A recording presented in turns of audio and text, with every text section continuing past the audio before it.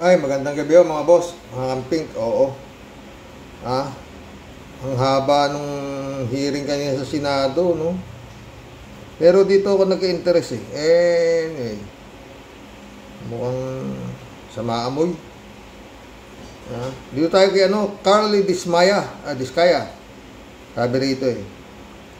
Ito ay isa sa mga nangyari kanina. Nung umpisa dito si Diskaya, nakadepende sa nakaupong presidente ang porsyento. Ito ako nagka-interest. Dito tayo magbibigay ng meron itong 96,974 views. Ang dami Ito tayo magbibigay ng reaction, Sara at saka paki-walk through nyo nga kami paano niluluto yung bidding. With your indulgence, Senator JB, para lang ma-educate tayo paano sino ba yung taker, sino ba yung negotiator. May mga ano yan may mga nomenclature. Paki-educate nyo nga kami, baka matuto kami. Your Honor, kadalasan po pag... Ito ang Diskaya, baka hindi yung ito ang nakakuha ng kontrata ng building ng MBI, yung bagong pinapatay yung building daw ng MBI. Oo, sila pa ang nakakuha. Gaano katibay ito? Pati yung proyekto ni First Lady, di ba? Na nagkakrak na raw, at ganito ganon. Sila rin ang nakakuha. Matibay ito. Pakinggan natin. Lumulusob po kami sa mga teritoryo ng bawat DPWH. Kadalasan po may mga negotiator na po kaagad na nakaharang. Tapos ang gagawin po nila, bago ka po makapag-drop ng bidding, kailangan ipasilip mo sa kanila yung mga financial documents nyo. Dahil pag hindi po, i-disqualified ka po nila o di ka po punitan ng mga dokumento, pipilasan, babawasan. Kasi po, may appointed taker na po sila. Kaya minsan po, tatanungin kanila, laban or makikisama or mananahod.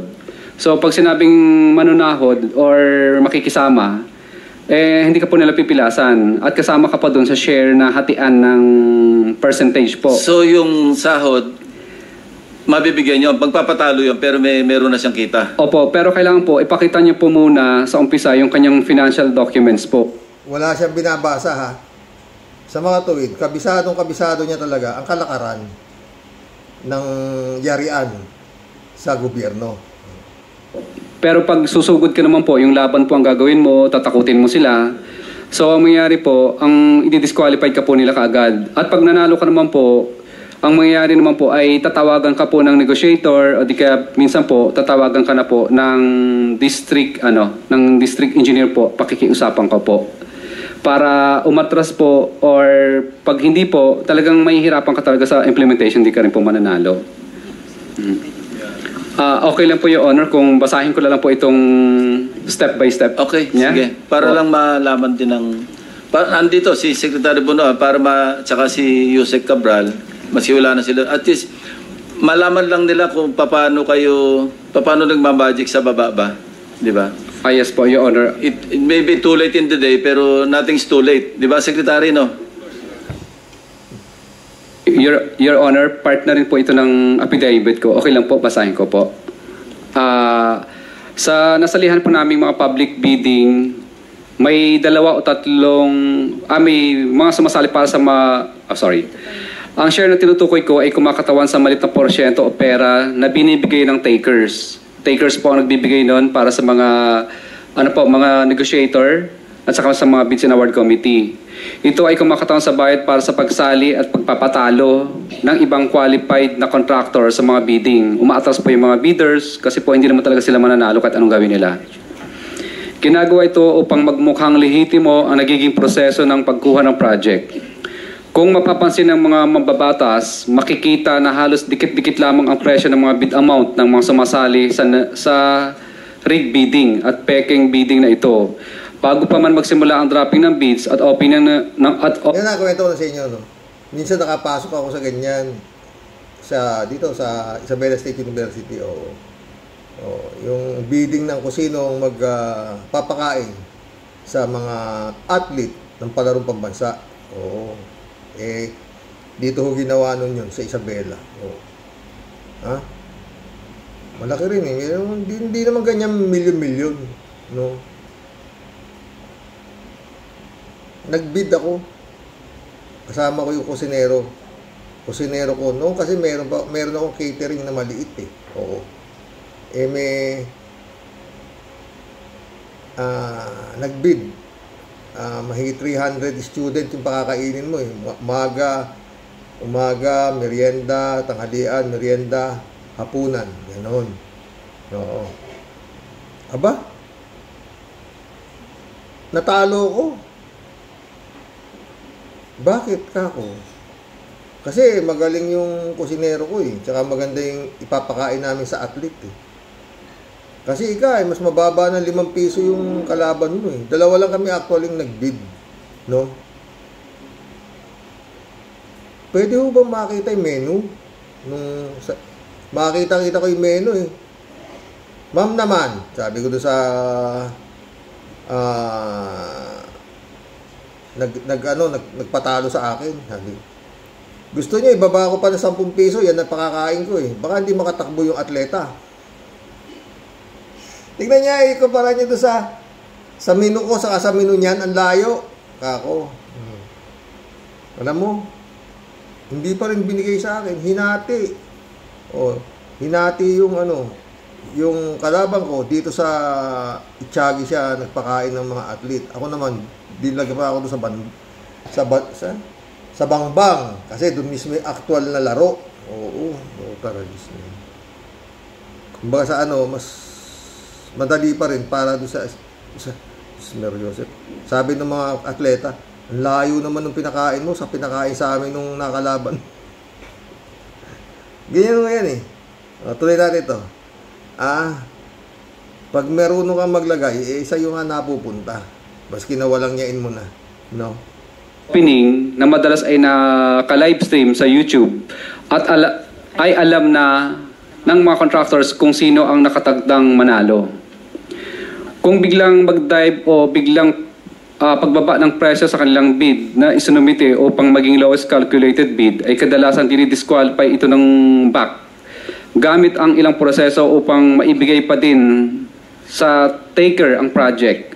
Isa sa mga proseso ay ang pagpupunit sa dokumento o pagsulat sa mga pahina ng bidding documents upang madeklara itong non-compliant at tuluyan ng hindi makonsidera sa proyekto.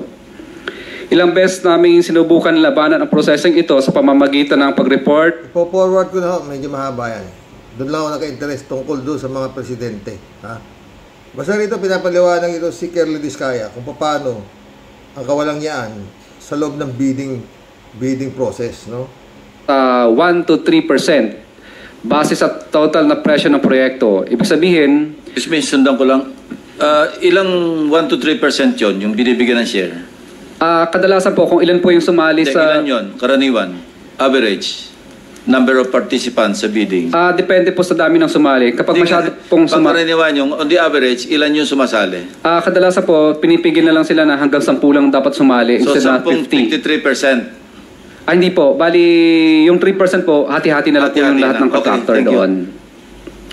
Base sa total na presyo ng proyekto, ibig sabihin, dito pa lang ay may nababawasan na agad na pinaka-operational budget ng taker.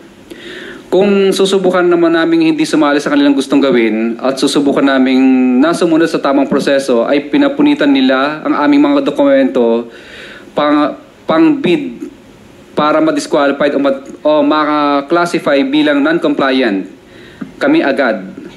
At hindi na ikinukonsidera ang mga dokumento para sa bidding process. Sa ganitong sitwasyon ay wala din kaming matatanggap na ganitong dahil hindi kami nakisama sa gustong mangyari ng mga taker o tinatawag din naming sunog o lugi. Kasi may bayad para makabili ng bidding docs. Ibig sabihin, talo na po yung pinambili po naming bid docs pag hindi kami nakisama. Binabasa niya ho eh.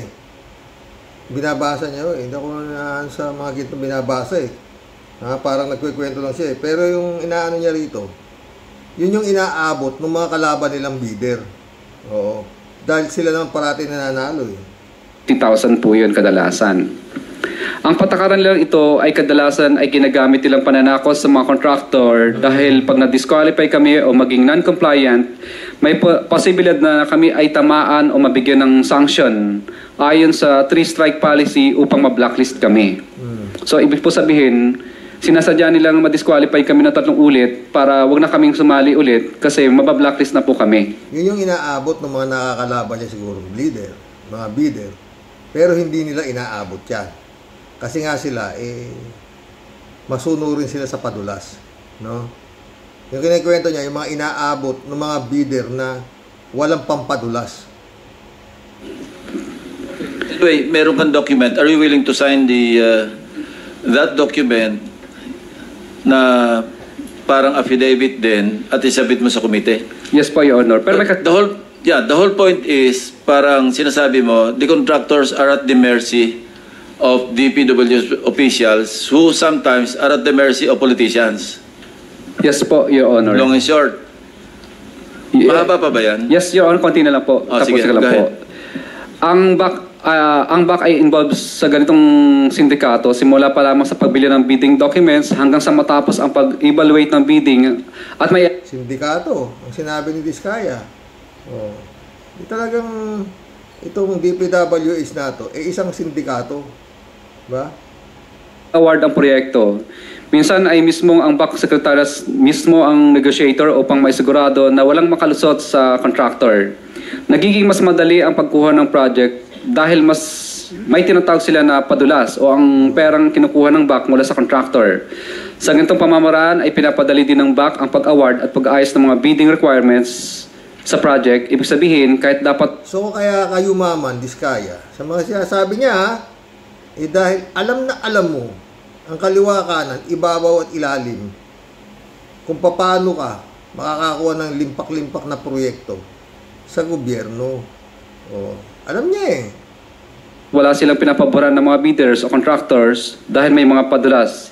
Ay sila mismo ang tumutulong para mapabilis ang proseso. Kadalasan ay sila na ang nag-aayos at nagsasabit mismo ng bidding documents ng kumpanya upang mapabilis ang mga billing na naayon sa accomplishment ng project. Kung hindi ito gagawin, ay gigipitin nila ang mga contractor, pupunitan ng mga papel upang mahirapang ma-award ang project.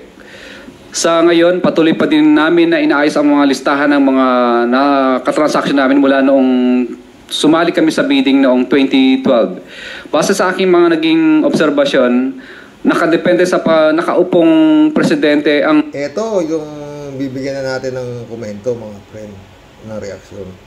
Nakadepende sa nakaupong presidente ang porsyentong hinihingi nitong mga sugapa na ito. Ha? Tuloy mo, Diskaya. Porsyento. Noong panahon po ni... Okay lang po, Your Honor. Noong panahon po ni former President Pinoy ay umaabot po ng 10%. At sa panahon po naman po... 10% lang nung panahon ni Pinoy. Ibig sabihin, hindi pa hindi pa pero siya na nagsasabi. Dahil at that time, ano na siya siya na pumapasok sa mga bidding Kaya alam niya, di ba? So, nung panahon ni Pinoy, may respeto pa itong mga swapang na politiko, may takot o galang kay Pinoy, no? Nandun ba? Ito, susunod si Digong. Ni President Duterte po ay umaabot naman po ng 12 to 15%. Subalit ngayong panahon po na... So, nung panahon naman ni Digong, 12 hanggang 15% naging dito. May takot pa rin ng konti. O other way around, baka, yun nga, meron pa silang takot kay Duterte, no? May respeto, kumbaga. Pero mas malaki na ang sungay nila dahil siguro, mga bataan na sila ni Digong. Nakakapit sila kay Digong, kaya tira, 15%, baka bibigay na lagay doon sa taas ganito. Pero, nung panahon daw ni PBBM, pinakamalupit. Pakinggan nyo. Yung mahal na presidente ay umaabot na sa 25 to 30% ang total ng porsyento ng proyekto.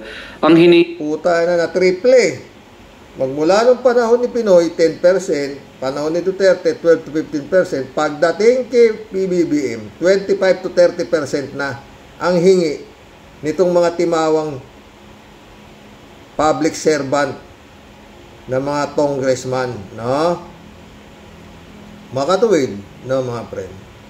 wala silang karespeto o kaano-ano. Siguro, alam nila na, siguro alam nila na weak leader nga itong si Bongbong, na kayang-kaya nila paikutin. Sa akin yun ang kuha ko dyan. Kasi nga mantakin mo, ang laki ng utang budget na yan, ng DPWH na yan.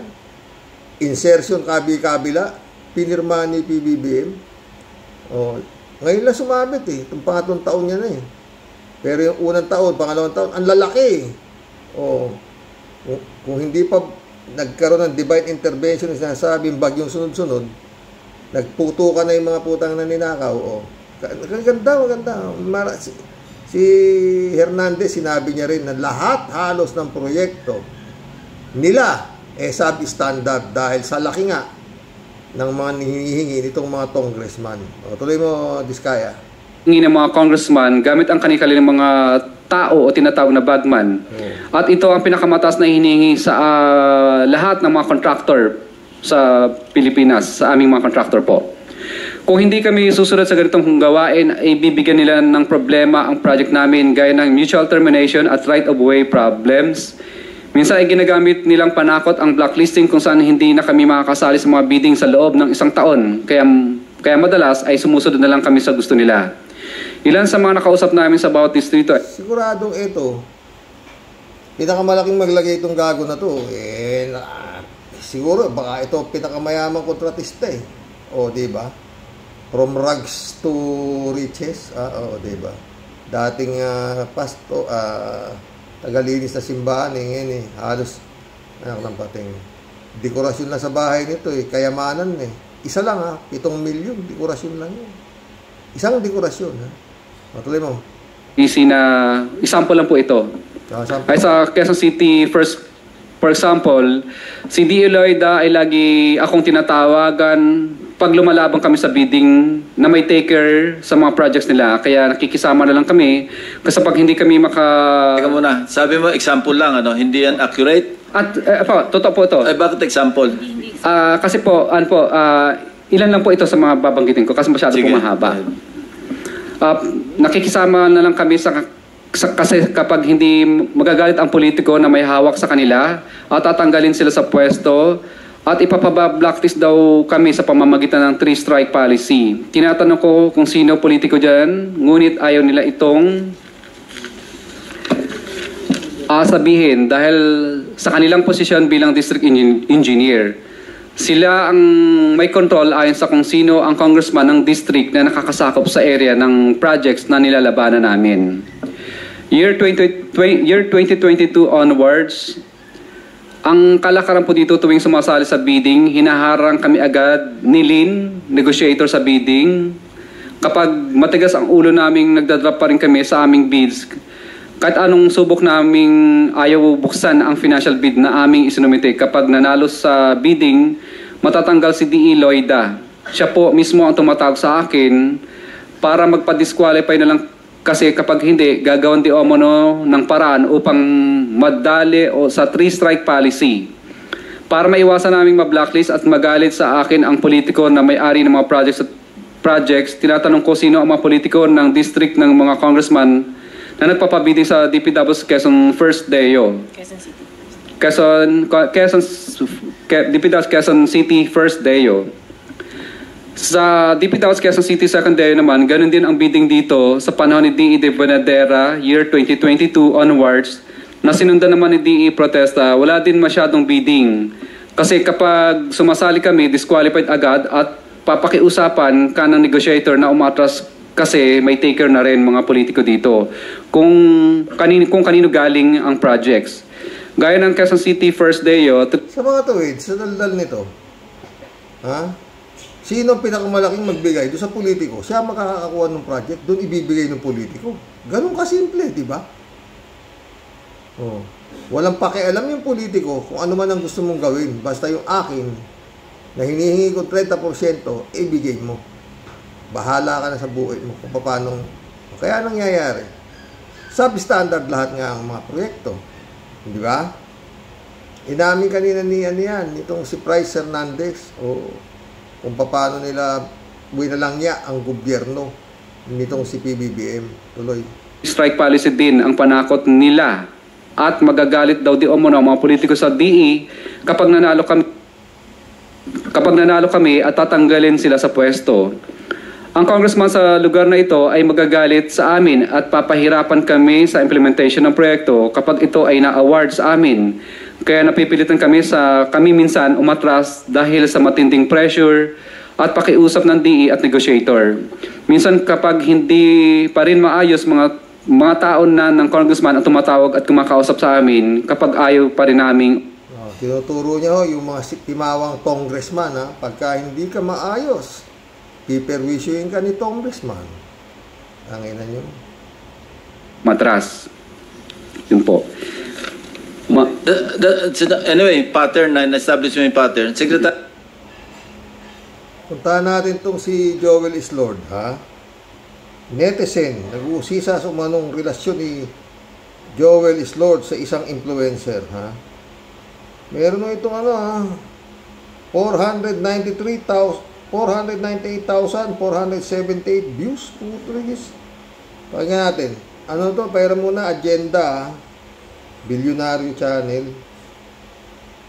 May bagong bala ang netizens kay Senador Joel Villanueva. Spotted daw kasi siya sa litrato ng kanyang umano ay side chick na may kapatid daw na kontratista. Narito ang agenda report ni Dexter Ganibe ng Abante.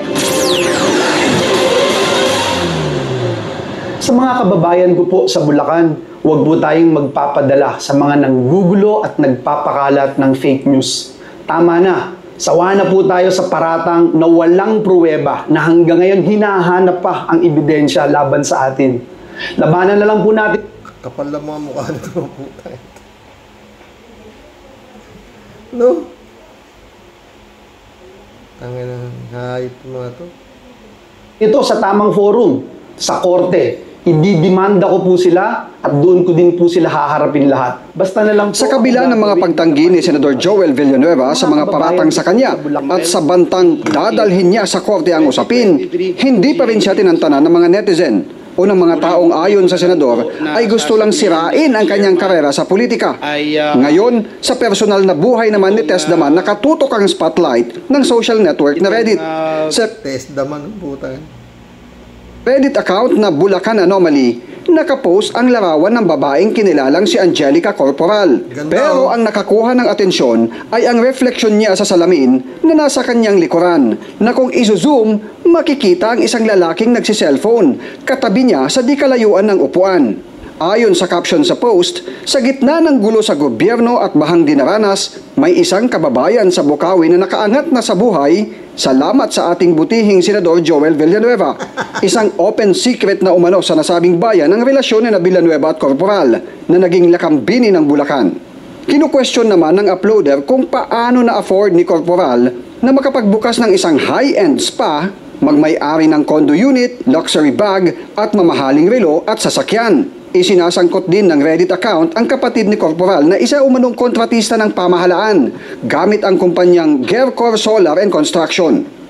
Comment pa ng isang Reddit user, nagtataka siya na kagagraduate lang sa kolehiyo ay nagka-business agad ng wellness spa na nasa Visayas Avenue. Hindi lang ang kontrobersyal na laraw. Baka si Villanueva pa nagpa-aral dito Kaya nakagraduate di ba? Kakagraduate lang, biglang meron na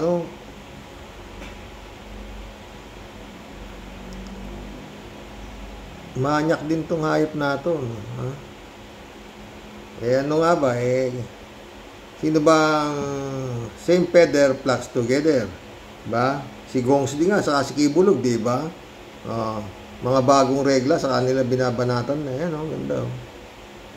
Sa kondo na may hawak na aso, nag-share din ang isang Reddit user ng larawang magkasama sina Senator Tess Daman at Corporal sa isang okasyon na ayon sa ilang comment ay kaarawan ni Corporal. Hiningan natin ng komento si Senator Joel Villanueva, subalit binura niya ang kanyang tugon. Una na niyang sinabi na lahat ng paninira ngayon sa kanya ay bunga umano ng pagbanggit niya kay Congressman Zaldico na sangkot sa budget insertions.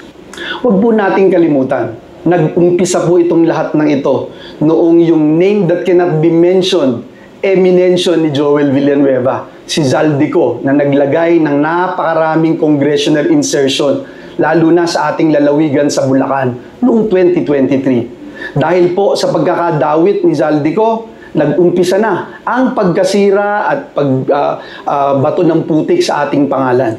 Alam niyo sa akin sa obserbasyon ko turuan ng turuan no? Baka lalong gugulo to. Kung merong isang siraulo, pero baka hindi na paniwalaan na ang ituturo nila, na pinakaulo nito, yung presidente ng Pilipinas. Kasi siya ang last na pumirma para matuloy lahat itong mga kademonyuhan na to. Di ba? Hindi malayo wag sana. Kasi hindi kaya ni PBBM na kagaya ni Digong na nung masasama ng pangalan niya, siya matuturo na bandang huli sa Parmali. Kaya lang yan ni Digong. Huwag kayo pumunta dyan. Sagot ko kayo. Ikaw, Gordon ka, imbestiga. Kurap ka rin naman. Gano'n na nangyari. Ina ni Digong Binira na nila lahat Papunta na sa kanya, tumbok na siya Kasi nga, 628,000 na kapital ng Parmali, binigyan niya ng nakakuha ng kontrata, 12 milyon. Tuloy mo, test naman. Ang bayan, wala po tayong tinatago. Hindi po tayo nagnanais mag-abroad. Yung Angelica Corporal, sa bagay, hindi niya nga tinatago, no? Open secret na pala yan. Bogmali ka talaga, no? Sabi ni Atty. Claire, di ba bawal sa pastor yun? May bawal ba sa pastor? Sa pare. Sa pastor maski na. Tumira ka ng tumira di ba kibulog? Basta't maraming tangang naniniwala sa'yo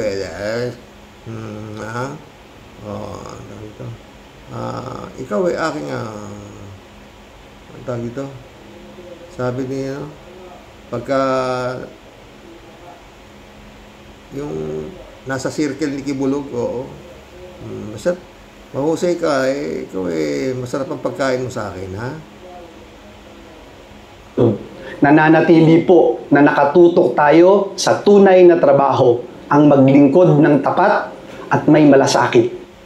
Bukod sa pagiging local director for Miss Universe Philippines Bulacan, kilala din si Corporal bilang isang influencer at may mga commercial endorsement din siya sa beauty at lifestyle products and services.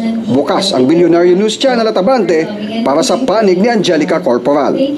Para sa agenda, Dexter Ganibe, Abante. Ang ganda ng Corporal, artistahin. Pero hindi siya po pwede. Doon ka sa kamay ni Joel is Lord. Sabi nga ni Arlene Stone, kibuloy ka may taga, pag nagustuhan niya yung chipay may taga monitor pa kung nire-reglan ay nako. Bagay, isang governor niya 14 anyos binira rin at yun kasama niya ngayon. Maganda. Ito magagawa Kaya nila Marami silang ching-ching. Marami silang nakaw. Pag nagustuhan ka ng diba? Kakaroon ka ng magandang buhay. Kagaya ni Corporal. Angelica Corporal. Magkulap na tayo mga pre. Noel Tengo, shout out. Karoke, buti lumiko yung bagyo sa inyo. Oo nga Meldran, shout out. Sila na lang ang nag-uutuan. September 22, 2025 na bukas na ang pagdinig ng kaso sa The Hague ni The Hague Boy sa kanya. Pero tatlo raw. Maganda parang kay Atty. Ano pa si Atty. sa The Hague ngayon? Harati Baya, shout out. Good evening Kasani, mag-ingat kayo. Mag-ingat kayo dyan sa bagyo. Bless you all. God bless your family. God bless ka lahat niya. Isabel Iscare, shout out. Good evening, Xerox. Boses pa lang ni Sarah na ito, naiirita na ako. Walang kwentang babae ito. Yung speech na ito, sa totoo lang, parang walang pinag-aralan. Tatanggapin daw ng Japan si Digong. Mabuti kung ma-issuean niya ng interim release. Wow Sige, mangarap ka na lang, libre naman yan. Yun nga eh, di ba? PJCO po. Hindi naman babae yan eh. Kasi hindi naman human yan. Di rin hayop. Kasi at least, ang mga hayop may pakinabang. Itong si Sarah, itong si Sarah na ito, salot. Susan Dinagro, shout out. Keep safe, Karok, sa Bagyo. Oh, okay lang kami dito. PJ Soap na naman. Oo nga, no. Signal number 5 daw, super typhoon yan. Naku, baka super baha rin ang dulot nito. Oy, DPWH. May baha na naman parating. Kayo dyan, ha? Hayahay lang. Si Jinggoy at si Boy Dila. Baka ang sarap ng tulog sa malambot nilang kama, samantalang ang pobreng alindahaw, nagkakamatay. Yung bumoto dito sa dalawang pogi na ito, anong sa inyo, ha? Silang pakialam, mga matay kayo dyan. Basta, diba Joel? Basta meron siyang masarap na kurachichay, ha? Kalat niyo. Sarap. Sarap ang sarap sa ears. Nakaka-inlove talaga ang boses. Thank you again, Kasani. Pag topic mong mahal ko, at kompleto na naman ang araw ko, appreciate it ko. Talaga, halat niyo. Hindi mo alam kung saan pa ibang tattoo niya, kalat niya, alam ba? Rolando Salazar, shoutout. Aga mo, Karoks. Ginulo nila Manila. Akala nila may power pa sila. Nabobo, uto-uto tayo. Nasubukan na natin ngayon ang mga kabataan. Di na nila maloloko. Oh, kaya andun yung mga ulol eh. Kala nila, ano nila, wala. Elizabeth Iscario, desperate move na yan, ni Sarah na yan. Akala niya, mai-issuean yan. At kapag nag-i-speech yan, Sarah na yan, daig pa yung high school student. Yan ba ang susunod daw na presidente? Naku, laking kahihiyan yan. Isang presidente na pangkanto lang. Ay, naku. Mag-isip-isip nga itong mga DDs na ito. O nga pala, wala palang isip mga ito. Buti pa ang isang mangmang na tao, marunong pa ata mag-isip ito, hindi gaya ng DDS na ito. Wow na wow. Ay nako. Rolando Salazar ulit. Bilib ako kay Sarah. Lahat ng puntahan niyang bansa, puro abnormal ang mga audience niya. Totoo, Rolando. Welcome to the club ka. Dandy Pilayo, shout out. Parang grade 1 lang, ha? O, totoo. Di ba? Librado Tubigo, shout out. Kamusta si Mrs.? Sana okay na siya, friend, ha? Blessed morning, Karoks, and to all warriors watching from Edmonton, Alberta, Canada. God bless for stay safe and healthy. Baka itong si Talang Balustay ay nangangarap ng gising. Hoy, Sarang Butangera, diyan na matotodas ang tatay mga limaw. Anyway, salamat nga pala sa mga prayers ng mga warriors. Si Mrs. ko ay okay na, of course. Thank you, Lord. Oy!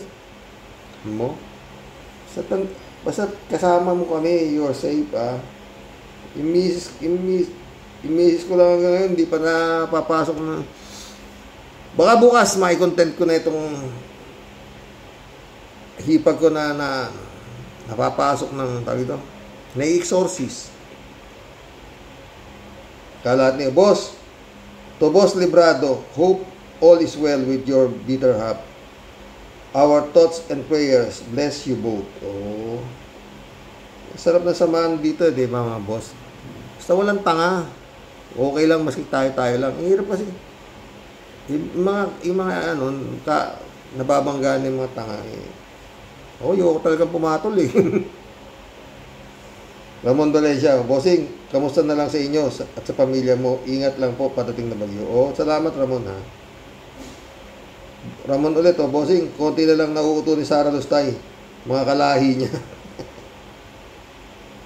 Joey, shout out. Inday, nasaan yung Compi Pan at Intel Pan? Ibalik mo. Michelle, Edwin, Mike, shout out my friend. Librado ulit Karoks, ingat-ingat na rin yata ang bagyo sa inyo. Wala, malayo. September 22, das na si Dorian Dutae. Ito naman si Bleng Blong.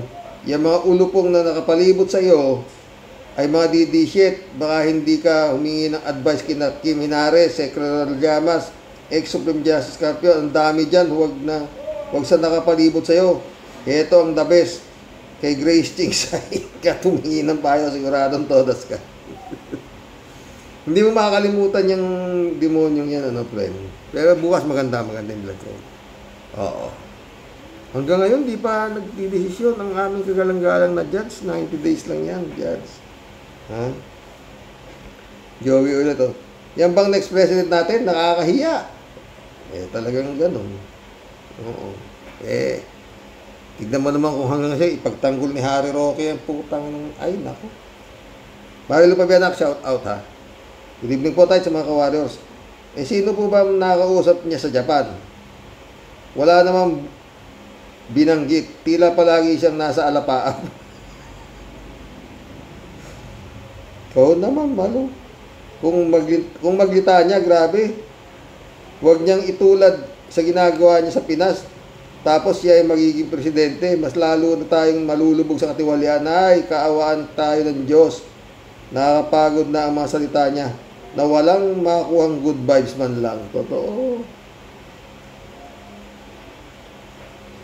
Chrisop, shout out. Super baliw si Sara Duterte. Nakakahiya siya. The way na magsalita. Ano ba yan? Binabasa niya o minimerize?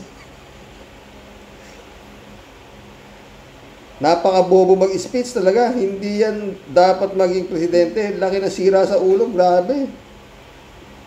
Ikaw naman, Chrisop. Mas grabe yung mga sumisigaw na magiging presidente yan. Ano tawag mo ron? Kung si Sara Duterte is grabe sira sa ulo, ano tawag mo kay Harry Roque? Ako po tayo na. Roel Asuncion, shout out. Dapat Karox, wala nang due process. Hulihin at ipakulong agad kung sinong kurap talaga habang nililitis. Ganun nga, di ba? Ewan ko ba? Saka huhulihin pag wala na. Masama amoy ko yan. Lalo kay Blackjack. David Ali Mendoza. Good evening po, Karox. Talagang ganyan magsalita si Rajim Potpot kasi akala niya mga Mongoloid ang kausap niya. Kamukha niya, Bongo. Kamukha ni Bongo. David Ali Mendoza ulit. At sino naman ang nakakausap ni Inday Sayad sa Japan? Malamang may sayad din sa pag-iisip yun. Jokiano, shout out. Karox, ingat kay Nando. Oo, okay lang kami. Malayo sa amin eh. Doon sa Paris. David Ali Mendoza ulit. Karox, yung paghahanap ni Sara Jim Potpot sa bansa, natatanggap sa inutil niyang ama. Ay malamang po na abiso yan ni Kupalman, parang pinangungunahan na nila ang ICC kung sakali, pero malamang sa alamang na hindi mapayagan ng interim release ang hiling nila. Totoo. Galing to si Kupalman eh. Jokiano ulit. May paglilibingan na si Digong. Ano pa iniintay nyo? I-cremate nyo na agad. Hindi, sabi niya, itapon daw yung abo niya sa West Philippine Sea. Chupisa Bonao, shoutout. Good evening po, kuya, at sa mga mahalo po sa buhay. Warriors, ma'am. May I go out kasi nakakaantok ka na. Putik, daig mo pa ang tuturo ng grade 1. Chupisa ulit, Totoo ba, Japan pa ang tatanggap sa tatay mo? Di naman uto-uto ang Japan. Di gaya ng mga student, mga uto-uto. Managinip ka ng gising. Chupisa ulit, Kaya na natin lumipad sa mataas sila para magbumagsak. Ilagapak aray ko. Ramon Valencia ulit, Bossing, yung mga black group, palagi ko, hindi naman mga bata. Ang lalaki na, hindi naman mga bata, ang lalaki ay kay awan na sana'y manakit. Yung mga bata, pwede na rin yan ikulong para magising at malaman na mali ang mga pinagagawa nila. Salamat sa mga kakamping at dilawan na nag-alam nila ang tama at hindi sila nahikayat sa pagbagsakin si PBBM. Hindi nga po pwede kasi Ramon pabagsakin. Hindi naman bobo tayo para, diba? Sabi nga ni Kapersi, dito na tayo kay Bongbong kaysa mahulog ka na naman dyan sa ay naku. Ang gusto lang nila ay ilabas at panagutin ang mga nakinabang sa RAB control.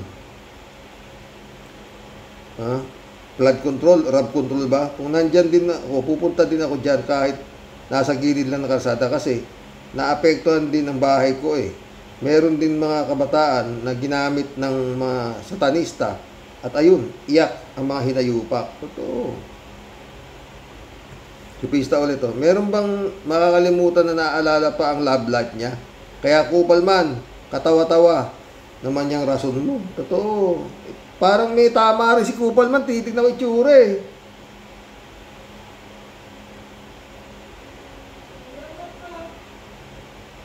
Chupista Bunao ulit to. Meron bang nakalimutan na alala pa ang love life niya? Kupal man, katawa-tawa rason mo. Pansin niya ba? Pansin niya ba, kuya, si Chavit ay sa White Plain na nagpunta, hindi na sa Mindiola kasi para di mahalata na kung siya nga ang may pakana sa nangyaring kaguluhan sa Maynila. Nagkamali naman siya ng pinuntahan niya. Puro buo ang inabot niya. Totoo, kala niya, tanga nga ang hype niya. Kumandang pa urong. Ren Shelby sa Peda, shout out. Christian Sen, July 7, Alcantara, shout out. Analisa Polinar, shout out. Sabi Tia Delio. Jesus Mariosep, mahabagin lang po talaga si Rox. Grabe na pong luwag talaga ng tornilyo nito si Madam Kulaba, ano po. Wala na po talagang matinong maisip na gawin sa pisting yawa niya, si Rox. Hindi na po siya talaga kinikilabutan. At ito namang mga zombies na maluluwag din po ang mga utak, mainutil na bugok. Salita ito. Mas makakatulong kayo sa pagkuwag ng mga makakatulong sa iyo sa pagkuwag ng mga nakakasulasok na ganap sa ating bayan ngayon. Kung kayong mga timawang impactum damonium satanasium na mga hinduropot kayo, sasama ng tuluyan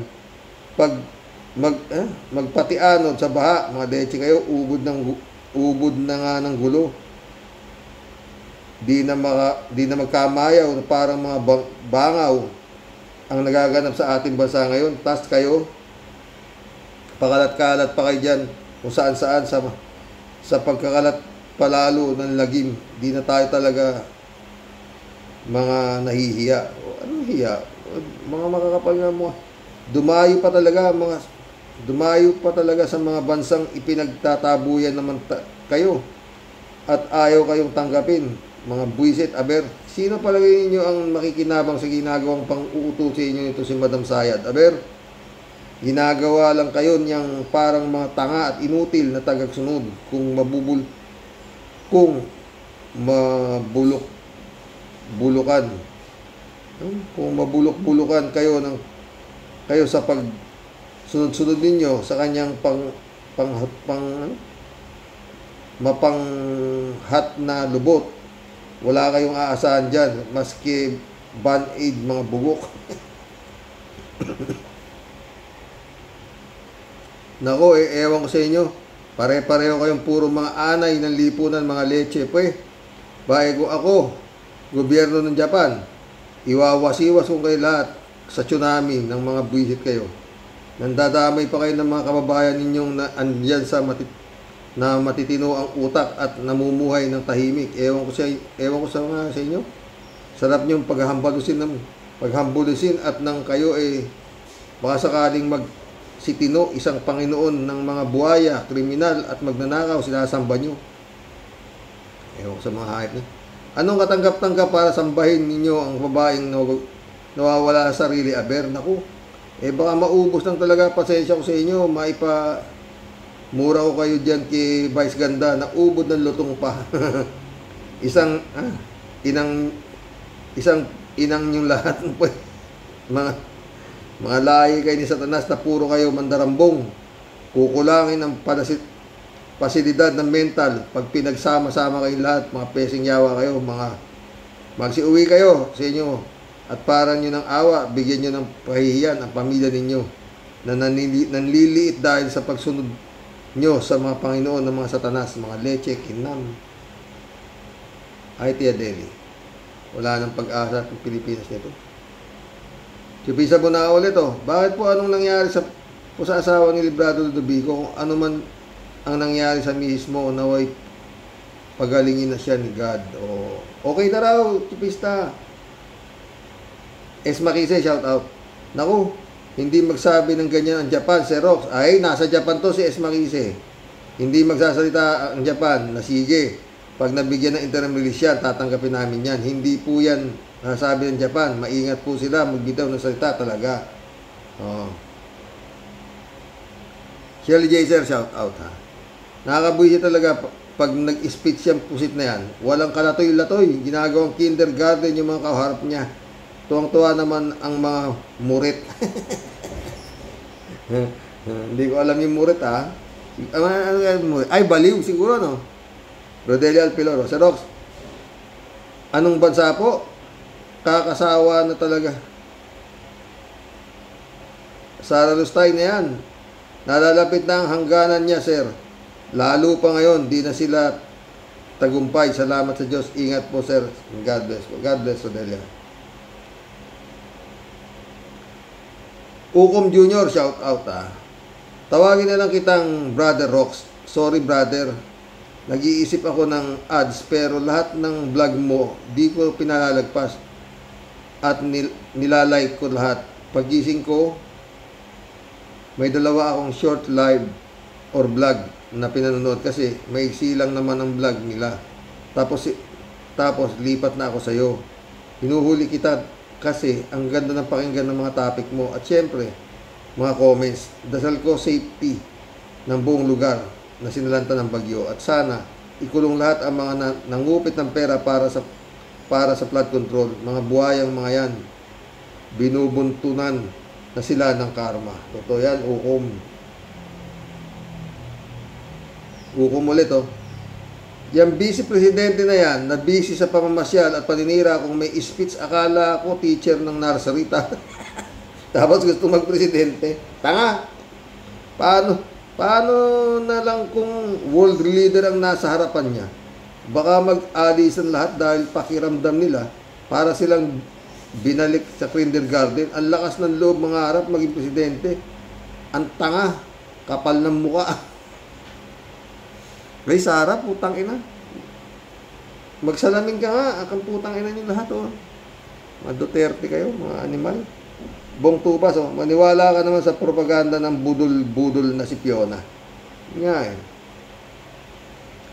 Nilo Fernandez, shout out ha. Sa Timbuktu. Tragis ka. Nilo ka. No? Sa Timbuktu nila, ilipat si Bangkanor. Sara, stupid. Lupit mo, Nilo ha. Timbuktu, saan ba yun? Romeo Calusa, good evening, Karox. Hindi ako believe dyan sa sinasabi ni Sara Regla. Papayag ba naman ang mga nagreklamo, malabo pa sa sabaw ng pusit? Di ba sabi ni Kasman, sira ulo na si Digong? Bakit pa? Fake na attorney yan si Sara Regla. Baka taga-timpla lang ng kape sa opisina ng mga attorney. Nako, Romeo. Ito mahila PBBM, dapat to, puta, ay naku. Romeo ulit to. At itong nanggulo sa Mindiola ngayon, iyak-iyak kayo, ngayon pati magulang ninyo, damay sa kalokohan ninyo. Bakit ayaw nyo humingi ng mga nag-recruit sa inyo? Lalo na mga sinasabi nyo Duterte. Kulong na lang? Pag ako nasa kalagayan nyo, idamay ko na lahat ang mga udyok sa akin. Ano ko, sira ulo para pagtakpan sila? Never isasama ko sila sa impyerno. Kaya kayong mga magulang, humingi kayo ng assistant sa mga nasa likod nito. Topacio, Rodriguez, Chavit, at iba pa. Huwag kayong papayag sa ganyan. Matapos gamitin ng mga anak ninyo, ganun-ganun na lang. Ang usapan kasi, Romeo, pag nagtagumpay yung kanilang people power at masunog nila yung Malacanang, bibigyan silang pera. Wala. Kaya wala silang bayad. Kulong pa. Magpaalay lang. Pailalim ka sa demonyo eh. Romeo ulit oh. Yung limpak-limpak na pera na nasa lamesa. Very big evidence na yun. Saan ba ang mga utak ninyo, Rimulya? Dapat bitay na agad. Matik na yan. Ito pang nakakainis. Sa dami ng kaso na parang salad na sa mga office ninyo, ni isa walang progress. Wake up, Rimulya! Wake up. Sleep ang alam niya. PJ Shop ulit, oh. Sir Rox, totoo bang formally charged na si Gongs Di sa ICC? Oo, 3 counts of murder. If this is true, ay nako, kahit pa Japan is willing to take Gongdi pag nakapag-bail, hindi nga pinayagang makapag-bail. Ikaw naman, sinisira ang pangarap ni Sara na mayroon na. Radiation pala. Sir Rox, I don't think natutuhanan ng Japan na sinabi ni Sara. Malaki ang moral values ng Japan para ampunin nila ang isang alleged criminal. No. Lalo pat, hindi, baka yung mga kasamaan ni Digong sa Yakuza. Takita ka, Sara. Lalo pat, dating presidente ng bansa. Sa kanila nga, pag nabahiran ng kahit konting korupsyon, ang namumuno ng bansa nila, nag-resign agad-agad. Minsan pa nga, nagpaharikiri. Tapos aampon nila si Gongdi, baloni. Tama ka, ganito yung Shopo.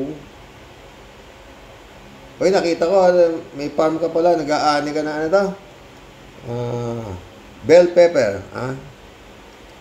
DJ Shopo nito. Sir Rox, sabi ko na nga ba may haharang dyan kay Bryce Fernandez sa pagsasabit ng kanyang laptop at iba pa. Aba, natatanda agad ang iba't ibang agency ng bansa. Sugod agad kay Bryce at kung todo harang na wag pabuksan ang laptop. Kasi andun ang pangalan nila. Ito naman si Bryce, kuha agad ng abogado ng kapamilya ni Atty. Porton. Aba, sinong nagbayad sa abogado nito? Milyon na singil niya. Guess nga si Porton kanina nila sa Secretary Llama, saka sila guess si Porton, PJ Shop ulit. Alam mo, Sir Rox, bagay kay Gongdi na sa Iran ipadala o kaya sa Syria. Naku, welcome siya doon. Teka, kala ko ba may diferensya sa isip si Gongdi? Paano niya alam? Paano yan? Alam ba ng Japan yan? Baka kaya umuo yung Japan kasi mas maganda sa kanilang mental health facility. Sa mga katulad ni Gongdi, pwede. PJ Shop ulit to. Ay, oo nga, Sir Rox, tama ako. Ako, diba? Yung mga pakawala sa rally para manggulo, sila Amy at Sara, Trubic Rodriguez, Chavit Singson, at may dalawa pang iba, diba? Silva, shoutout. Malabo yan ang interim release ni Digong. Malabo yan ang interim release ni Digong. Let the court decide. Yun nga.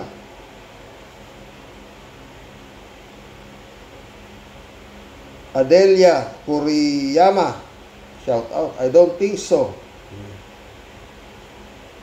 Kuriyama, baka nasa Japan to, si Adelia. Jane Labayna, shoutout. Talagang pinipilit ni Marcolecta sa Senate hearing na bigyan ng Witness Protection Program ang mga dismaya. Kaso sinopla siya ni Boying Rimulya. Gigil na gigil si Marcolecta. Kanina magulo si Marcolecta. Parang katalino mo, Marcolecta, sa totoo lang. Kaya lang para sa akin, bobo ka. Bakit? Tiwala kay Digong, hindi bobo ka. Jane Labayan na ulit.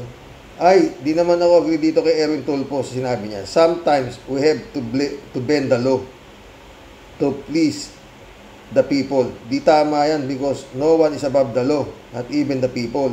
Paano kung mali yung clamor ng tao? Should we bend the law? Absolutely not. May si Tulfo. Basta masabi lang yan na siya'y makamasa. Ganun. Mary Lebron, shoutout. Good morning, Sir Rox. No skipping ads, Pastor Jill Lagon, my friend, shoutout. Brother Eli Asisio. Eman Escalona, shoutout, Adoracion de Maranan, shoutout.